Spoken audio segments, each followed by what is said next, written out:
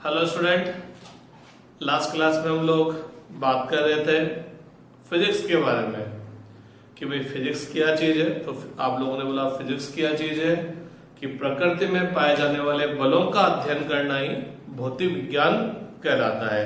और आपने देखा था प्रकृति में 4 मूल प्रकार के बल पाए जाते हैं: गुरुत्वाकर्षण बल, विद्युत चुंबकीय बल, प्रबल नाभिकीय बल और दुर्बल नाभिकीय बल।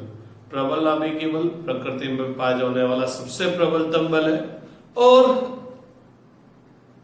गुरुत्वाकर्षण बल प्रकृति में पाए जाने वाला सबसे दुर्बल बल है। आज अपन 11 का फर्स्ट चैप्टर स्टार्ट करेंगे जो कि है मापन, मात्रक एवं विमान। अपना आज का जो पहला चैप्टर है वो है मापन, मात्रक एवं विमान। तो सबसे पहले अपन बात करेंगे मापन की कि मापते कैसे है।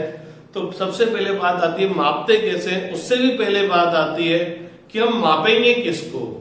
तो जिन राशियों को हम नापते हैं, जिन राशियों को हम मेजर करते हैं, जिन राशियों का मान ज्ञात करते हैं, वे राशियां क्या कहलाती है? भौतिक राशियां।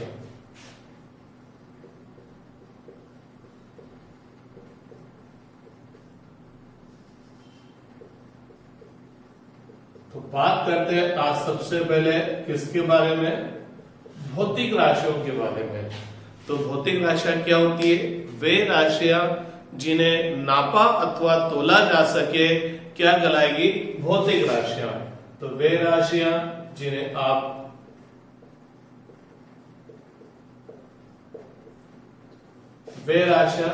आप नाप सकते हैं और तोल सकते हैं क्या कहलाएगी? भौतिक राशियां। तो आप मेरे को बताएंगे बचपन से लेकर आज तक आपने क्या क्या चीज नापी? आप खुद ही सोचिए आपने क्या क्या चीज नापी। आपने क्या नापी होगी? आपकी लंबाई नापी होगी कि यार मेरी हाइट कितनी हुई?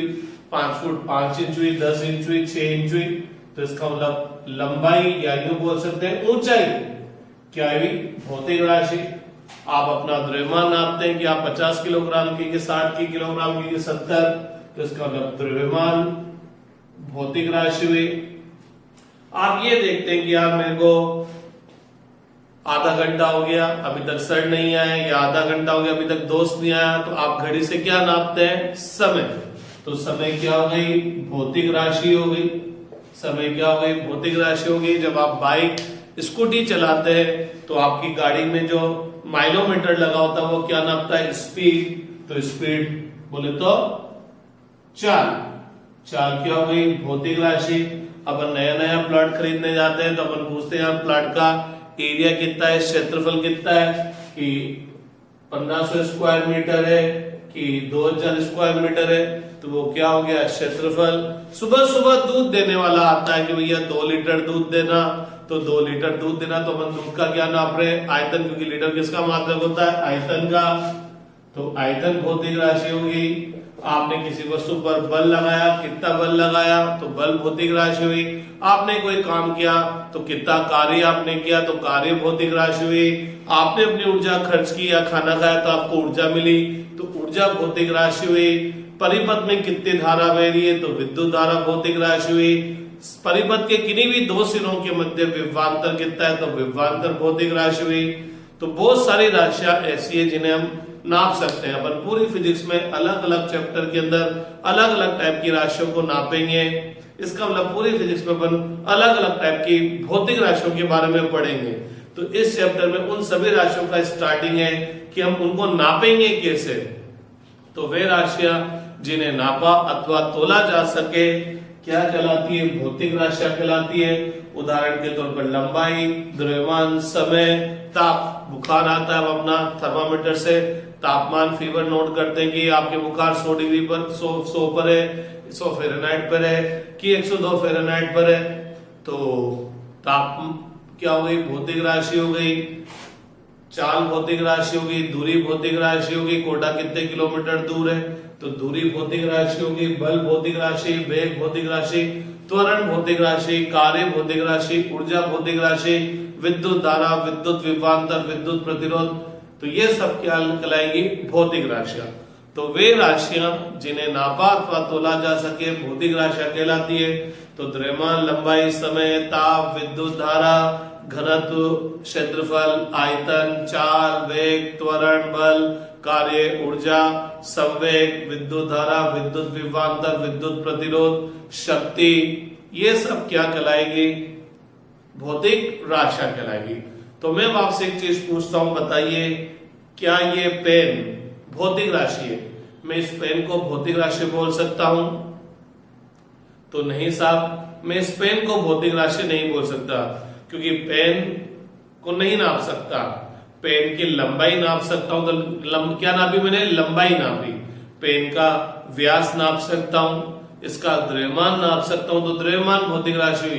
पेन तो एक वस्तु का नाम है। पेन देखते आपके पास, आपके दिमाग में इस तरह की कोई चीज दिमाग में आ जाती है, बोर्ड बोलते ही आपको कुछ इस तरह का चीज दिमाग में आ जाता है। बोर्ड भौतिक राशि नहीं है। बोर्ड की मोटाई नाप सकता हूं, बोर्ड का क्षेत्रफल नाप सकता हूं, तो क्षेत्रफल भौतिक राशि हुई। बोर्ड की मोटाई भौतिक राशि हुई, बोर्ड की लंबाई भौतिक राशि हुई, बोर्ड की ऊंचाई भौतिक राशि है। बोर्ड भौतिक राशि नहीं है, ये तो किसी एक वस्तु का एक नाम है। तो ऐसा नहीं कि हर चीज जो बोल दे वही भौतिक राशि होगी।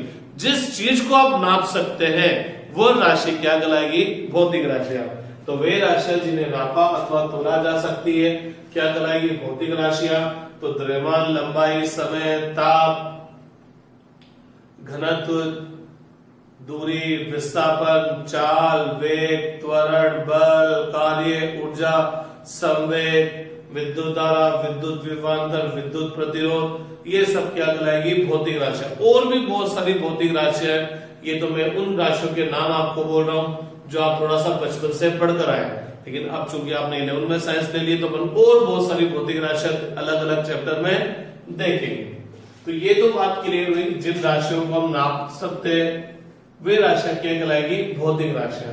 अब बात आती है नापेंगे कैसे? ये नापेंगे कैसे? ये तो ठीक है, जिनको हम मेजर करेंगे, जिनको हम नापेंगे उन्हें भौतिक राशियां कहते हैं। लेकिन अब बात आती है राशियों को नापेंगे कैसे? भौतिक राशियों को नापेंगे कैसे? तो बात करते हैं अपन मापन की, कि भौतिक राशियों का मापन कैसे किया जाएगा, उनको नापा कैसे जाएगा। तो अब बात करते हैं मापन, कि किसी भी भौतिक राशि को कैसे मापेंगे, कैसे नापेंगे। उदाहरण के तौर पे मान लीजिए ये एक छड़ ए,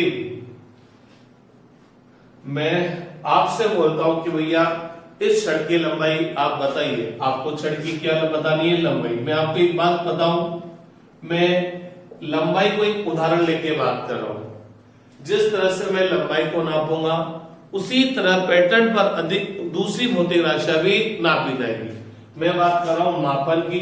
मापन बोले तो भौतिक राशियों को कैसे नापेंगे, तो उन भौतिक राशियों में से मैं भौतिक राशि लंबाई का उदाहरण लेके आपको बता रहा हूं कि लंबाई नापने के लिए अपन क्या प्रोसेस लेंगे। जो काम लंबाई नापने के लिए प्रोसेस लेंगे वो काम अन्य भौतिक राशि को भी नापने के लिए लिया जाएगा।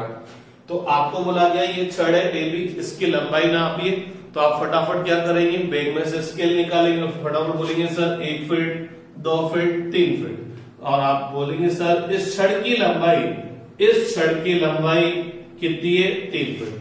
अब एक बात बताइए, अगर अलग अलग स्टूडेंट अलग अलग स्केल निकालते हैं, एक नटराज का स्केल निकालता है, एक के पास कैमलिन का स्केल है, एक के पास कोरस का स्केल है, और एक के पास पता नहीं किसी और कंपनी का स्केल है, एक के पास 5 रुपए का स्केल है, एक के पास 10 रुपए का स्केल है, एक के पास लोहे वाला स्केल है, ठीक है ना। तो क्या अलग अलग स्केल से मैं नापूंगा इस छड़ की लंबाई अलग अलग आएगी क्या? नहीं, इस छड़ की लंबाई क्या आएगी? सेम आएगी। क्यों?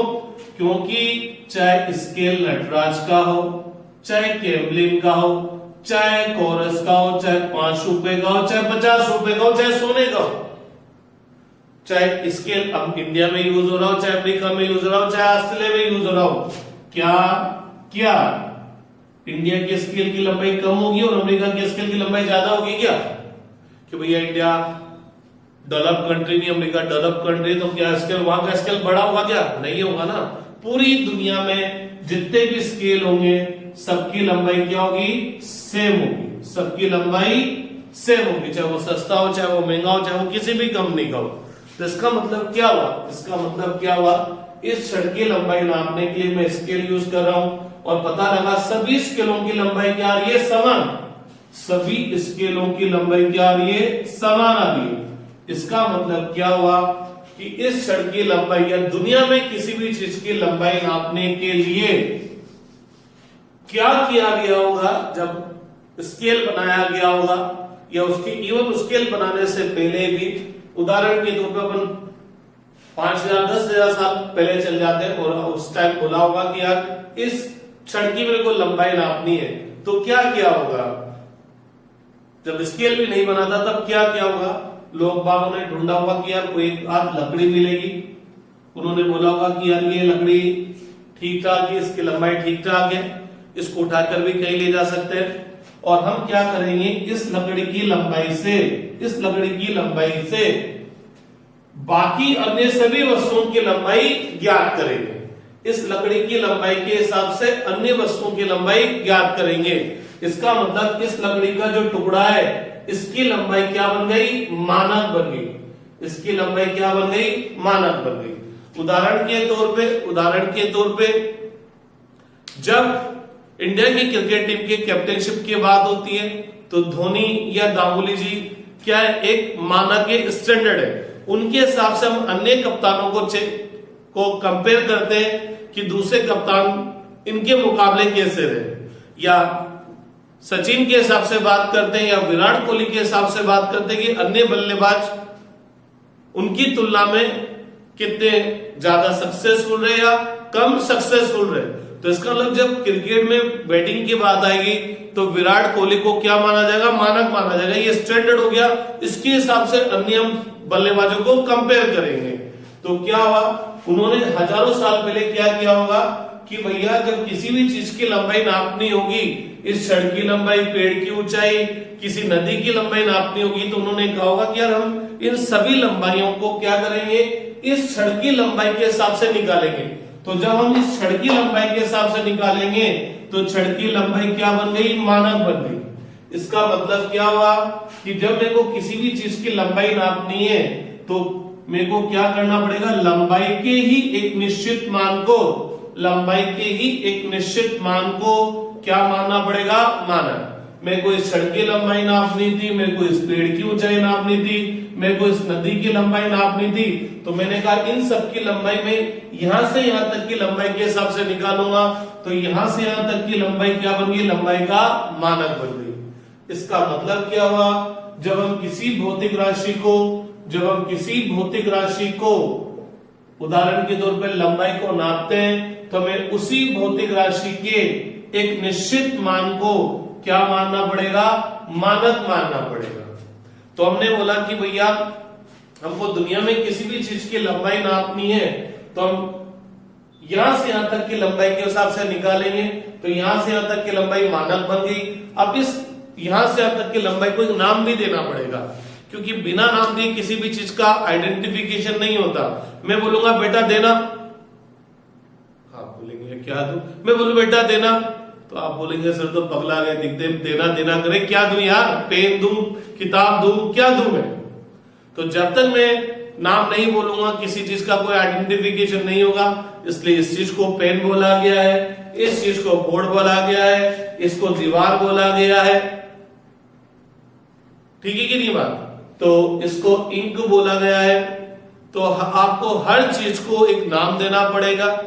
मेरा भी नाम दिया गया है, इसलिए अगर आपका भी नाम दिया गया, क्योंकि मेरा नाम नहीं होता तो मेरी कोई आइडेंटिफिकेशन नहीं होती। तो उन्होंने कहा कि हम किसी भी भौतिक राशि को, ऐसा केवल लंबाई नापने के लिए नहीं हुआ, हर चीज के लिए हुआ। तो उन्होंने कहा किसी भी भौतिक राशि को नापने के लिए हम क्या करेंगे, उस भौतिक राशि के एक निश्चित मान को मानक मान लेंगे। मानक मानने का मतलब हम उस लंबाई, उस मान के हिसाब से उस भौतिक राशि के अन्य मान नापेंगे। तो मैं लंबाई की यहां से यहां तक की लंबाई के, यहां से यहां तक की लंबाई को मैंने मानक मान लिया, और मानक मानने के बाद मैं उसको एक नाम दूंगा। मीन्स यहां से यहां तक की लंबाई क्या कहलाएगी, तो उन्होंने बोला यहां से यहां तक की लंबाई कहलाएगी 1 फीट। तो जैसे उन्होंने इस लंबाई को 1 फीट बोला, फीट लंबाई का क्या बन गया, मात्रक बन गया।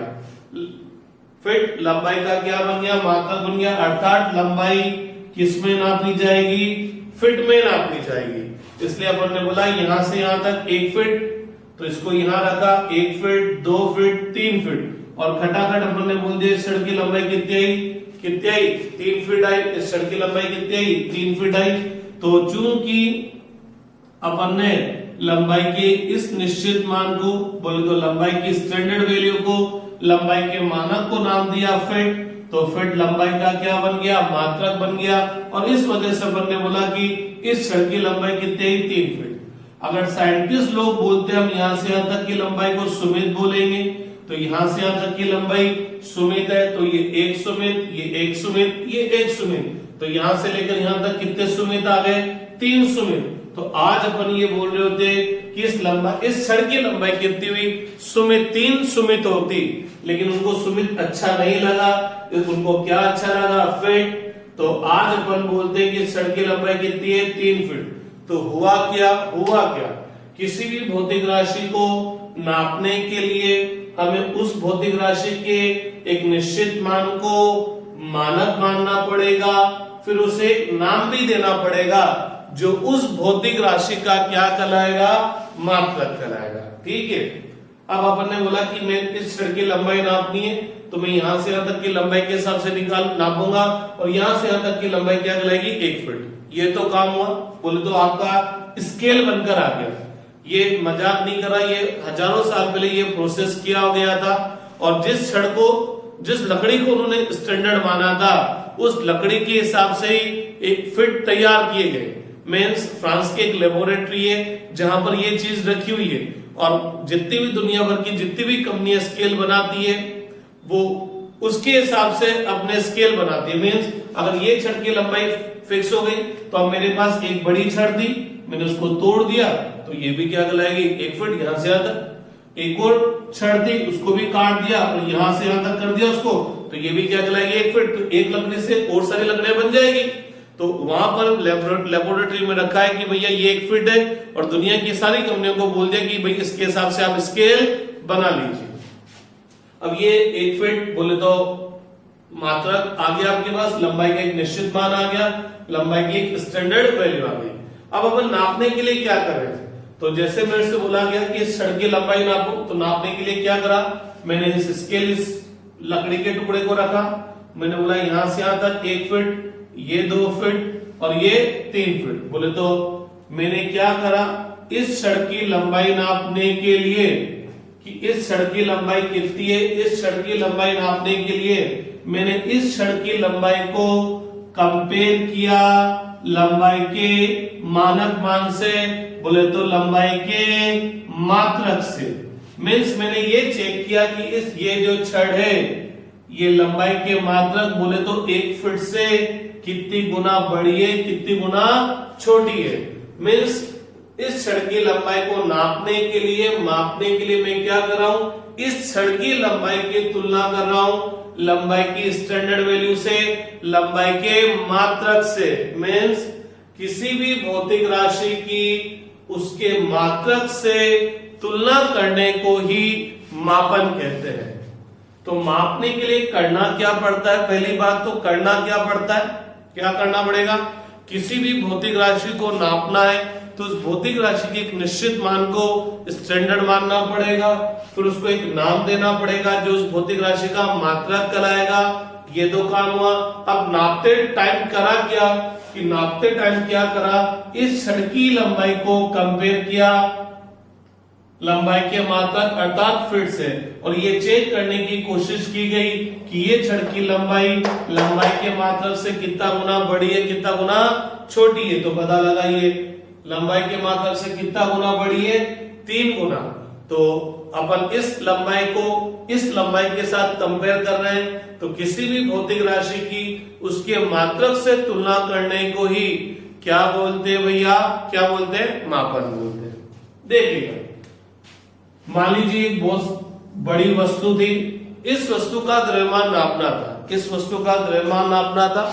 तो आज से थाउजेंड्स ईयर ऑफ बैक, कई सालों पहले क्या होगा कि जब आपको किसी वस्तु का द्रव्यमान नापना है, कितनी वो भारी है, उसके लिए क्या किया होगा, लोग बागों ने उन्होंने कहा होगा कि यार ये ठीक ठाक पत्थर है, ये ठीक ठाक पत्थर है, इसका द्रव्यमान ठीक ठाक है, बहुत ज्यादा भारी भी नहीं है, बहुत ज्यादा हल्का भी नहीं है, और हम इसको आसानी से एक जगह से दूसरी जगह ले जा सकते हैं। तो उन्होंने कहा होगा कि दुनिया में हमको किसी भी वस्तु का द्रव्यमान नापना है, दुनिया में हमें किसी भी वस्तु का द्रव्यमान नापना है, हम उसे इस पत्थर के द्रव्यमान के हिसाब से नापेंगे, हम उसे इस पत्थर के द्रव्यमान के हिसाब से नापेंगे।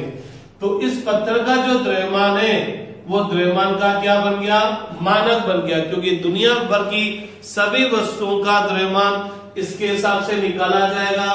तो इस पत्थर का जो द्रव्यमान है वो द्रव्यमान का मानक बन जाएगा। अब मानक तो बन गया, ये तो बोलेंगे ठीक है इस पत्थर का द्रव्यमान स्टैंडर्ड है, हम दुनिया भर के सारे द्रव्यमान इसके हिसाब से निकालेंगे, लेकिन इसके द्रव्यमान को कुछ तो बोलना पड़ेगा ना भैया। तो उन्होंने बोला इस पत्थर के द्रव्यमान को बोलेंगे 1 किलोग्राम। जैसे ही 1 किलोग्राम बोला, किलोग्राम द्रव्यमान का क्या बन गया, क्या बन गया, मात्रक बन गया। द्रव्यमान किलोग्राम का क्या बन गया, मात्रक बन गया। अब अपन इस पिंड का आपको द्रव्यमान निकालना है, तो अपन ये देखेंगे कि इस पिंड का द्रव्यमान इस 1 किलोग्राम का जो पत्थर है या इस पत्थर के द्रव्यमान से कितना गुना ज्यादा या कितना गुना कम है। तो जब अपन इसका द्रव्यमान मापते हैं, तो जैसे मान लीजिए आपने एक तराजू में, एक बड़ी सारी तराजू में ये बड़ा सारा पत्थर रखा और दूसरी तराजू में ये पत्थर रखा, ये वाला पत्थर रखा, इसी पत्थर से और अन्य सभी पत्थर बना लिए गए। बोले तो और अन्य सभी पत्थर बनाने का मतलब उन सबका द्रव्यमान भी इस पत्थर के द्रव्यमान के बराबर अर्थात 1 किलोग्राम है। और पता लगा जब ये बड़ा पत्थर इस तराजू में रखा और ये 1 किलोग्राम के पत्थर यहाँ रखे, तो पता लगा 5 पत्थर रखे, इसका मतलब इसका द्रव्यमान कितना हो गया, 5 किलोग्राम। तो मैंने देखा, क्या देखा कि इस पत्थर के द्रव्यमान की मैंने क्या करा, इस पत्थर के द्रव्यमान अर्थात किलोग्राम से तुलना की और मैंने ये पाया कि इस पत्थर के द्रव्यमान में 1 किलोग्राम के पत्थर अर्थात द्रव्यमान का मात्रक कितनी बार आया, 5 बार। कितनी बार आ गया भैया, 5 बार आ गया। तो अपन क्या कर रहे हैं, इसका द्रव्यमान नापने के लिए द्रव्यमान के मात्रक से तुलना कर रहे हैं और ये चेक कर रहे हैं कि इस पत्थर में द्रव्यमान का मात्रक कितनी बार आया। तो कितनी बार आया द्रव्यमान का मात्रक, 5 बार, क्योंकि 5 किलो 1 किलोग्राम के 5 पत्थर रखने पड़े, तो 5 किलोग्राम हो गया। इसी तरह से जब इस छड़ की लंबाई नापी तो पता लगा इस छड़ की लंबाई में 1 फीट कितनी बार आया, 3 बार आया। तो इस छड़ की लंबाई कितनी हुई, 3 फीट। तो किसी भी भौतिक राशि को नापने के लिए क्या करा, इस छड़ की लंबाई की इस लंबाई से तुलना की, इस वस्तु के द्रव्यमान की इस वस्तु के द्रव्यमान से तुलना की। ये वस्तु है जो स्टैंडर्ड है, ये लंबाई है जो स्टैंडर्ड है। अर्थात किसी भी भौतिक राशि को मापने के लिए हम उसके एक निश्चित मान को स्टैंडर्ड मानेंगे, फिर उसे एक नाम भी देंगे जो उस भौतिक राशि का क्या कहलाएगा, मात्रक कहलाएगा। किसी भौतिक राशि की उसके मात्रक से तुलना करने को ही हम क्या बोलेंगे, मापन बोलेंगे। तो जब भी हम किसी भौतिक राशि को नापते हैं तो उस भौतिक राशि की माप को प्रदर्शित करने के लिए 2 बातों का ज्ञान होना आवश्यक है। तो जब भी हम किसी का मेजरमेंट करेंगे, किसी को भी नापेंगे, तो उसके अंदर 2 बातें आएगी। एक तो आएगा ये किलोग्राम आया, एक ये 5 आया, एक ये फीट आया, एक ये 3 आया। ये किलोग्राम तो उस भौतिक राशि का क्या कहलाएगा, मात्रक। तो किसी भी भौतिक राशि को प्रदर्शित करने के लिए 2 बातों का ज्ञान होना आवश्यक है, एक तो मात्रक और ये दूसरी चीज जिसको अपन बोलते हैं आंकिक मान। दूसरी चीज क्यों क्या बोलते हैं, आंकिक मान। ये 3 क्या कहलाएगा, आंकिक मान। तो किसी भी भौतिक राशि की माप को प्रदर्शित करने के लिए 2 बातों का ज्ञान होना आवश्यक है, एक तो मात्रक और दूसरा है आंकिक मान। मात्रक तो आपको यह बताएगा कि वह भौतिक राशि किस में नापी गई है, क्योंकि भैया एक ही भौतिक राशि का केवल एक मात्रक नहीं होता, बहुत सारे मात्रक होते हैं। जब अगर अपन को मान लीजिए द्रव्यमान ही नापना है, मान लीजिए द्रव्यमान ही नापना है, और जब अपन मार्केट में गए कि यार हमको सोना लेना है, सोने की हमको ब्रासलेट लेना है या सोने की चेन लेनी है या सोने की अंगूठी लेनी है, तो अपन ये थोड़ी बोलते हैं कि यार हमको 0.1 किलोग्राम सोना चाहिए। अपन ये नहीं बोलते। अपन क्या बोलते हैं, यार हमको 10 ग्राम 12 ग्राम 15 ग्राम सोना चाहिए, या अपन तोला भी बोलते थे कि 2 तोले की चेन चाहिए, 3 तोले की चेन चाहिए। 3 तोले की चेन का मतलब 30 ग्राम। तो जब अपन को हल्की वस्तु नापनी है तो अपन किलोग्राम की जगह क्या यूज करते हैं, ग्राम। और जब भारी वस्तु नापनी है तो अपन क्या यूज करते हैं, किलोग्राम। इसी तरह से अगर अपन को लंबाई नापनी है, छोटी लंबाई नापनी है, तो अपन इसको फीट में नहीं बोलकर सेंटीमीटर या इंच में बोलेंगे।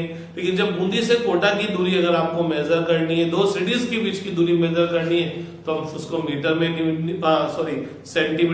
सेंटीमीटर फीट में नहीं बोलकर हम उसको किलोमीटर में बोलते हैं कि भाई यहाँ से यहाँ तक की दूरी 50 किलोमीटर है या 100 किलोमीटर है। तो इस मात्रक से पता लगेगा कि वह भौतिक राशि किसमें नापी गई है, और इस आंकिक मान से यह पता लगेगा कि इस भौतिक राशि में उसका मात्रक कितनी बार सम्मिलित हुआ है, या वह भौतिक राशि उसके मात्रक से कितना गुना ज्यादा या कितना गुना कम है। मैंने बोला किसी वस्तु का द्रव्यमान कितना है, 50 किलोग्राम। इसका मतलब उस वस्तु का द्रव्यमान नापने के लिए 1 किलोग्राम का वाट कितने वाट रखने पड़े होंगे, 50 वाट रखने पड़े होंगे। तो उस वस्तु के द्रव्यमान में किलोग्राम बोले तो द्रव्यमान का मात्रक कितनी बार सम्मिलित हो गया, 50 बार। ये यूं बोल सकता हूं उस वस्तु का द्रव्यमान के मात्रक से कितना गुना ज्यादा हो गया, 50 गुना ज्यादा हो गया। तो किसी भी भौतिक राशि के माप को प्रदर्शित करने के लिए 2 बातों का ज्ञान होना आवश्यक है। एक तो है मात्रक, और दूसरा क्या है भैया, दूसरा क्या है, आंकिक मान। मात्रक तो यह बताएगा कि वह भौतिक राशि किसमें नापी गई है, और आंकिक मान यह बताएगा कि उस भौतिक राशि में उसका मात्रक कितनी बार सम्मिलित हुआ है।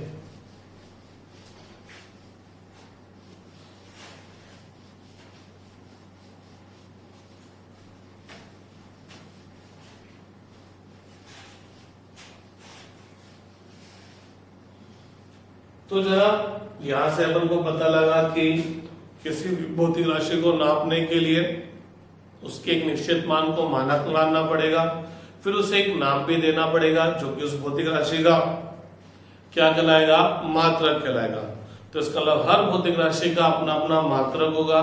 तो इस तरह से तो हजारों भौतिक राशियां हैं और हजारों भौतिक राशियों के मात्रक होंगे, अलग अलग नाम देने पड़ेंगे, हर भौतिक राशि का मात्रक अलग अलग देना पड़ेगा। तो साइंटिस्ट लोगों ने कहा ये तो बहुत दिक्कत का काम हो जाएगा, क्योंकि जन साधारण सामान्य मनुष्य जो है, जो सिंपल आदमी है, वो हर भौतिक राशि के मात्रक को याद नहीं रख सकता। तो साइंटिस्ट लोगों ने क्या करा, इस समस्या को दूर करने के लिए भौतिक राशियों को 2 भागों में बांट दिया गया। भौतिक राशियों को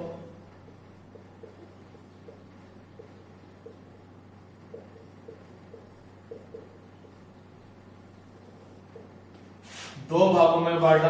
क्यों बांटा? क्योंकि हर भौतिक राशि को नापने के लिए उसके एक मात्रक की आवश्यकता होती है, और हजारों भौतिक राशियां, तो अपन हजारों भौतिक राशियों के अलग अलग मात्रकों के नाम याद नहीं रख सकते। तो साइंटिस्ट लोगों ने समस्या को दूर करने के लिए भौतिक राशियों को 2 भागों में बांट दिया गया। एक को बोला गया मूल राशियां,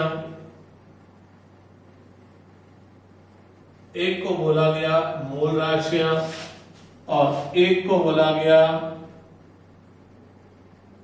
व्युत्पन्न राशि। एक को तो बोला गया मूल राशियां और एक को बोला गया व्युत्पन्न राशियां। सबसे पहले बात करते हैं अपन मूल राशियों के बारे में। तो मूल राशियां क्या है?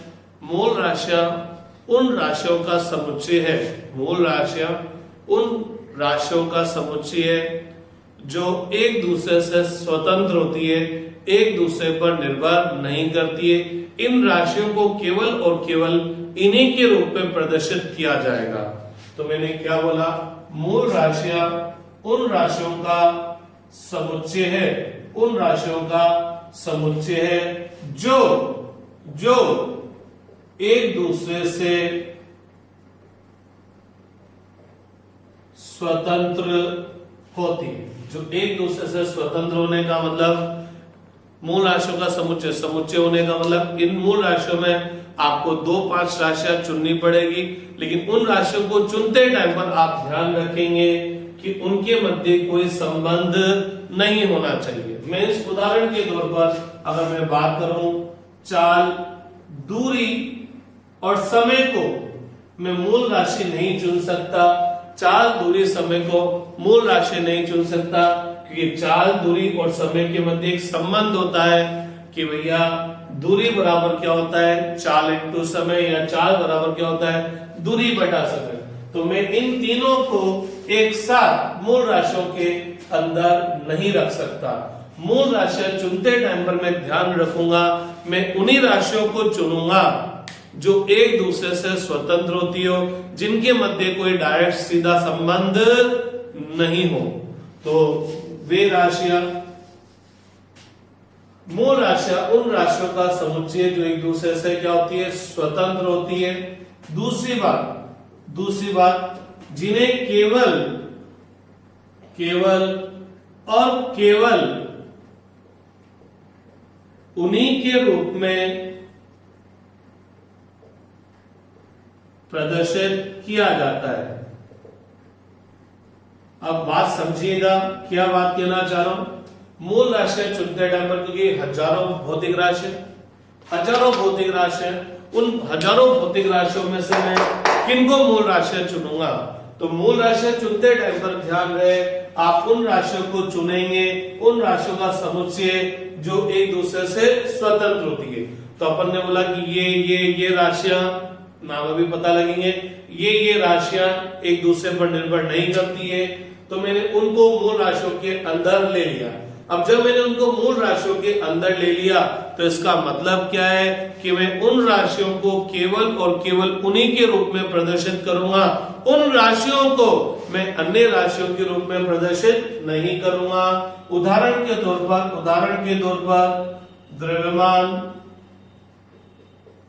लंबाई और समय को, द्रव्यमान, लंबाई और समय को मूल राशि माना गया। पुराने जमाने में द्रव्यमान, लंबाई, समय को मूल राशि माना गया। मैं आपको अभी से एक बात बता दूं, कंपटीशन के पॉइंट ऑफ व्यू से ऐसा कोई ध्वंस नहीं है, ऐसा कोई सर्वविदित सत्य नहीं है कि इन्हीं को मूल राशि माना जाए। आप हर उन राशियों को मूल राशियां मान सकते हैं जो एक दूसरे पर निर्भर नहीं करती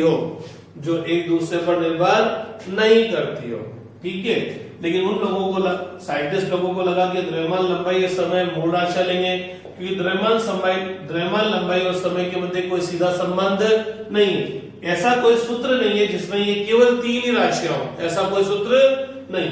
तो उन्होंने द्रव्यमान, लंबाई, समय को मूल राशि माना, और जब उन्होंने द्रव्यमान, लंबाई, समय को मूल राशि माना, तो मैं द्रव्यमान को केवल और केवल द्रव्यमान के रूप में प्रदर्शित करूंगा। द्रव्यमान को मैं अन्य भौतिक राशि लंबाई, समय, वेग, चाल, त्वरण, बल के रूप में प्रदर्शित नहीं करूंगा। द्रव्यमान को केवल और केवल द्रव्यमान के रूप में प्रदर्शित किया जाएगा, लंबाई को केवल और केवल लंबाई के रूप में प्रदर्शित किया जाएगा, समय को केवल और केवल समय के रूप में प्रदर्शित किया जाएगा। इनको, समय को हम द्रव्यमान, लंबाई, चाल, वेग, त्वरण, कार्य ऊर्जा, विद्युत धारा के रूप में प्रदर्शित नहीं करेंगे। तो चुनते टाइम पर तो ध्यान रखना है कि ऐसे राशियों का समुच्चय जो एक दूसरे से स्वतंत्र हो, और इसके अंदर एक और मैं आपको बोल दूं, साथ ही साथ अन्य भौतिक राशियों को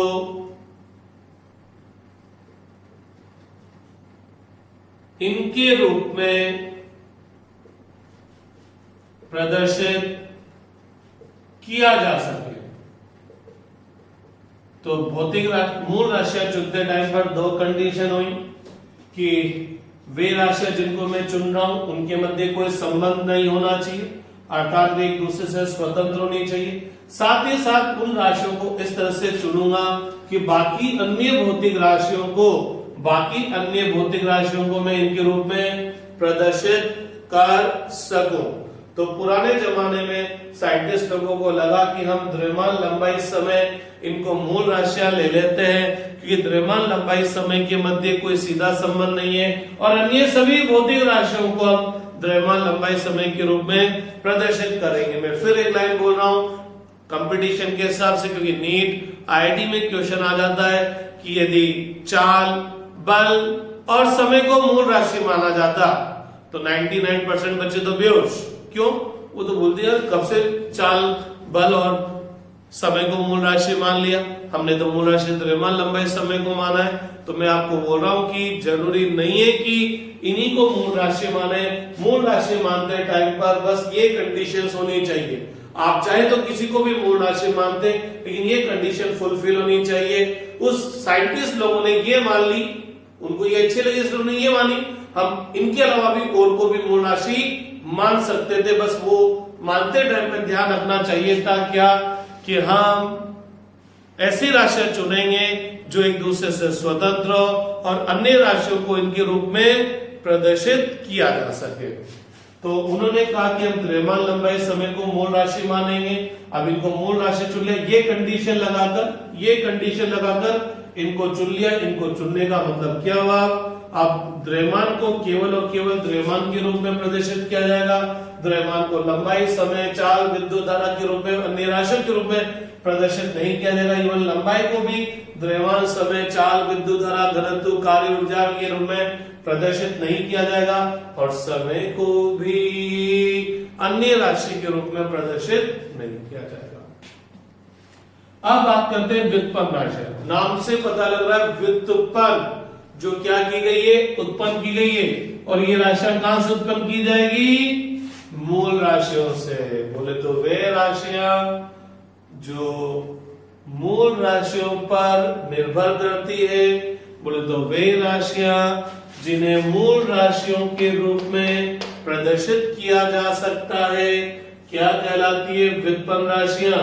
तो वे राशियां जिन्हें मूल राशियों के रूप में प्रदर्शित किया जा सकता है क्या कहलाती है? व्युत्पन्न राशियां। तो मूल राशियों के अलावा सारी व्युत्पन्न राशियां, और इन राशियों को हम क्या करेंगे? मूल राशि के रूप में प्रदर्शित कर सकेंगे। उदाहरण के तौर पर चाल क्या है? व्युत्पन्न राशि, क्योंकि द्रव्यमान लंबाई समय मूल राशि है तो चाल की गई व्युत्पन्न राशि। और चाल व्युत्पन्न राशि है तो चाल को हम मूल राशि के रूप में प्रदर्शित कर सकते हैं कि दुनिया जानती है चाल बराबर क्या होता है? दूरी बटा समय। दूरी बोले तो लंबाई बोले तो मूल राशि, समय बोले तो मूल राशि। तो चाल को मैंने क्या कर दिया? मूल राशियों के रूप में प्रदर्शित कर दिया। अरे चाहे मूल भौतिक राशि, चाहे मूल राशि हो, चाहे व्युत्पन्न राशि हो, चूंकि ये मूल राशि और व्युत्पन्न राशियां है तो क्या? भौतिक राशि। और जब ये भौतिक राशि है तो हर भौतिक राशि को मापने के लिए आपको उसकी एक मात्रक की जरूरत पड़ेगी। तो भैया लोगों, मूल राशि का मात्रक क्या कहलाएगा? मूल मात्रक। तो मूल मात्रक की सबसे सिंपल परिभाषा, मूल राशियों का मात्रक क्या कहलाएगा? मूल मात्रक।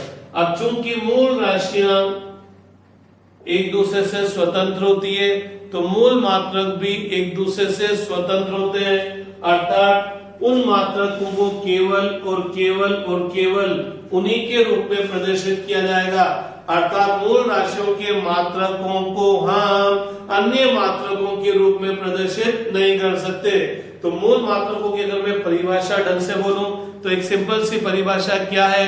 मूल राशियों का मात्रक मूल मात्रक कहलाएगा, अर्थात वे मात्रक जिन्हें केवल और केवल उन्हीं के रूप में प्रदर्शित किया जाता है क्या कहलाएगा? मूल मात्रक। तो चूंकि द्रव्यमान मूल राशि तो इसका मात्रक भी मूल मात्रक, और इसका मात्रक मूल मात्रक, तो द्रव्यमान के मात्रक को हम अन्य भौतिक राशियों के मात्रक के रूप में प्रदर्शित नहीं करेंगे।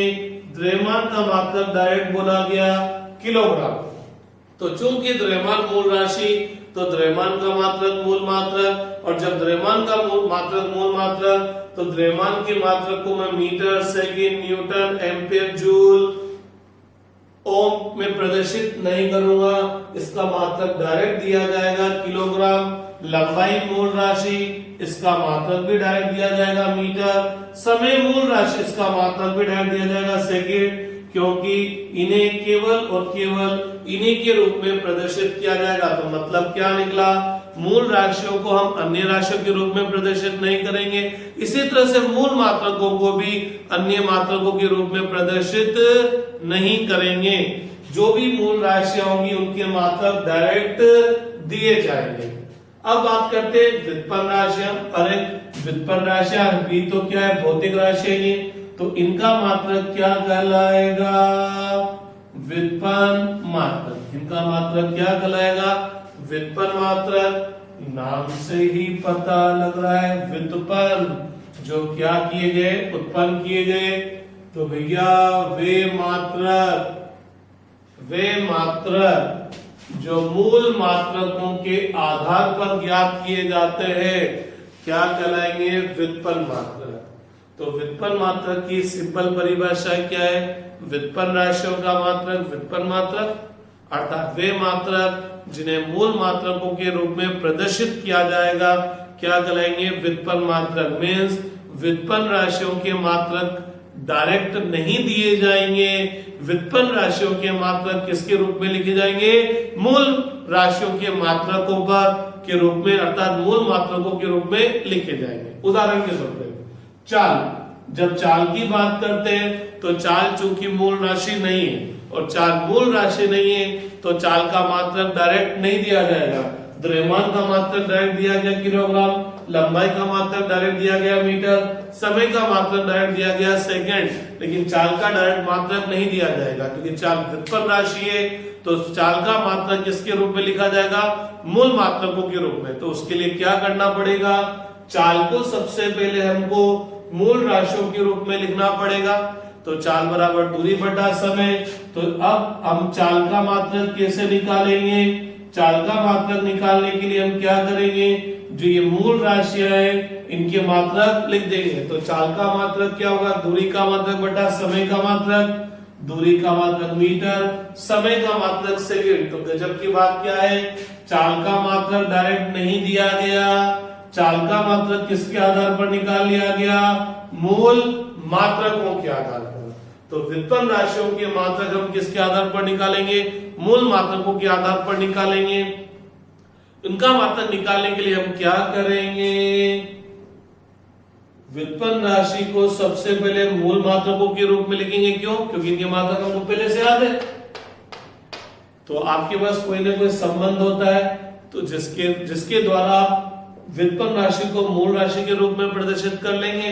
फिर जब इसका मात्रक निकालना है तो हम इनको मात्रक लिख देंगे, तो हमको किसका मात्रक प्राप्त हो जाएगा, चाल का मात्रक प्राप्त हो जाएगा।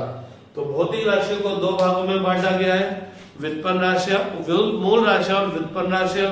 मूल राशियां चुनते टाइम पर कंडीशन है, हम उन्हीं राशियों को मूल राशियां चुनेंगे जो एक दूसरे से स्वतंत्र होगी, एक दूसरे पर निर्भर नहीं करेगी, साथ ही साथ अन्य राशियों को उनके रूप में भी प्रदर्शित किया जा सके। क्योंकि व्युत्पन्न राशियों को मैं किसके रूप में प्रदर्शित करूंगा, मूल राशियों के रूप में। तो पता लगा मैंने राशियां तो ऐसी चुन ली जो एक दूसरे पर निर्भर नहीं करती, लेकिन जब इन राशियों को इनके रूप में प्रदर्शित करने की बात आई तो पता लगा मैं इनको इनके रूप में प्रदर्शित ही नहीं कर पा रहा।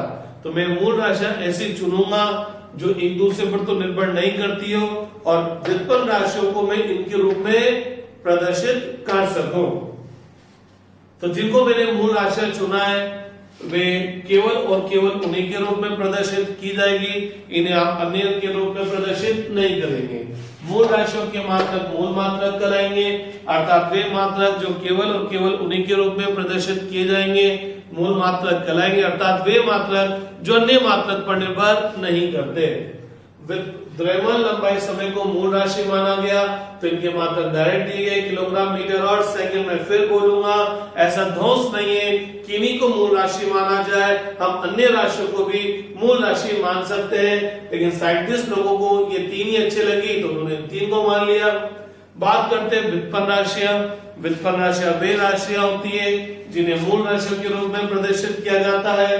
इनके मात्रक क्या कहलाएंगे? मूल मात्रक। तो व्युत्पन्न मात्रक कहलाएंगे। तो व्युत्पन्न मात्रक वे मात्रक है जिन्हें मूल मात्रकों के रूप में प्रदर्शित किया जाता है।